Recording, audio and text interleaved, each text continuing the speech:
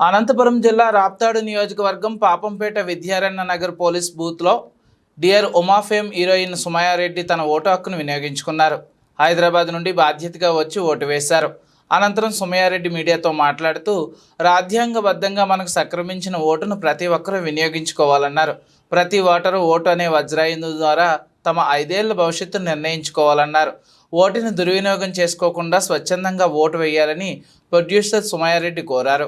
నేను పుట్టి పెరిగిందంతా అనంతపురే, ఇప్పుడు హైదరాబాద్లో ఉంటున్నాను.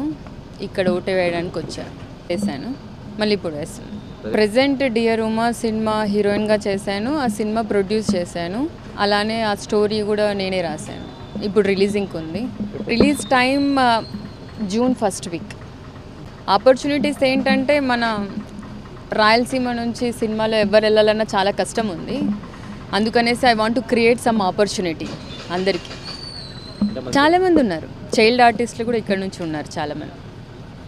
కరూరు జిల్లా ఏం కాదు, అలా అనకండి. రాయలసీమ రత్నాల సీమ అని కూడా అన్నారు కదా. సో నేను అంత దూరం నుంచి ఓటు వేయడానికి వచ్చాను. మీరందరూ కూడా మీ హక్కుని వినియోగించుకోవాలని చెప్తున్నా. మన చూస్ చేసుకోవడంలో ఉంటుంది రాష్ట్ర అభివృద్ధి. మనం వాళ్ళు వీళ్ళు అని కాకుండా కులం చూసి వేయకుండా మనకెవరు మేలు చేస్తారు, ఏ పార్టీ వస్తే అభివృద్ధి జరుగుతుందో చూసి ఓటు వేయాలని కోరుకుంటున్నా.